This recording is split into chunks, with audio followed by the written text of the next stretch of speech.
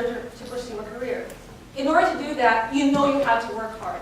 You know you'll have to make sacrifices. However, imagine living in a society where despite your willingness to work hard and sacrifice, you can't. Not because you're lazy, not because you're senseless, but simply because you can't afford it. And unlike your classmates, you cannot qualify for government assistance in the forms of loans and grants, or even in-state tuition. And being culturally American is not specifically enough if you do not have the physical documentation, which is the struggle of many undocumented students who do reside here in the United States. Not only are they held back from pursuing the American dream, they are in fear of being arrested and deported. There are currently 12 million undocumented immigrants that reside here in the United States. 3 million of them are under 18 years of age. 65,000 of them graduate from high school every year, but only 7% make it to college. Until now, I can't believe I hear that, but only 7% out of the 65,000 who graduate from high school make it all the way to college. What makes this fact more disheartening is that many don't find out that they are undocumented until they begin the college process, and so begins the fear of being arrested and deported to a country that they don't even know about. A way to have eased this fear would have been the Development, Relief, and Education for Alien Minors Act, or as we all know it, the DREAM Act. This would provide a pathway to citizenship by going to college or enlisting in the military, both really great incentives. However, since its initial proposal in 2001, it has been turned down several times, and many have become dreamers, fighting and hoping for the passage of the DREAM Act.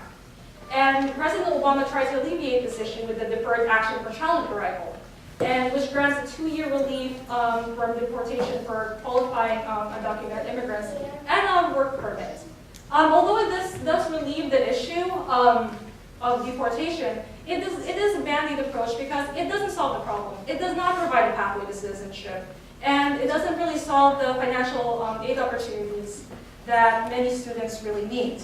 And even though they are undocumented, they are still paying they are still paying tuition, even though it is out-of-state tuition. And this, and keep in mind, this is inside a university. And we have to remember that they deserve the support, too. The last semester, I discovered this workshop called Dream Zone. It is an ally certification workshop designed to establish a visible support network for undocumented students here at Arizona State. Now, the purpose of Dream Zone is not to take a political stance, but let you aware that this issue does exist, and because there are so many restrictions here in Arizona affecting immigration, these students are affected and they need allies to help them navigate through the college process and also help them after high school, after college. There are currently 250 Dream Zone allies, myself included, and most of them are ASU faculty, students, and staff. And I've had the pleasure of being a panelist for Dream Zone, telling everyone my own story of being undocumented and the trials and tribulations that came with it, being told that I would not be able to go to college. Well, they were wrong. I am now a permanent resident studying special education here at ASU. And as a future teacher, I am aware that I will have undocumented students in my classroom. And I cannot discourage them or make them feel that they will not pursue their dream career just because they are undocumented. I want to be able to give them hope and opportunities and not deprive them of that. And as ASU faculty and staff members, we have to be aware that even though these students are undocumented, they are still ASU Sun Devils. We have to give them the skills and resources necessary to help them ensure their success after college.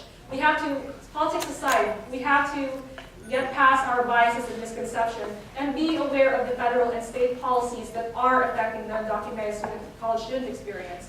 Furthermore, we have to learn from these experiences and get past the politics and get past the race, ethnicity, and immigration status of everyone here. As I'm talking right now, I hope you don't consider this as a protest against immigration reform, but please consider this as a call for education reform. The point here is, as a future teacher, I want to make sure that all students succeed, regardless of ethnicity, regardless of race, regardless of immigration status, even though it is a state where immigration is such a controversial issue. I want all students to succeed, and when I say all students, I do mean all students. To learn more about Dream Zone and their work, please like them on Facebook or follow them on Twitter. Thank you very much. Again, my name is Patricia Mejia. I'm a special education major, and I'm a Dream Zone ally.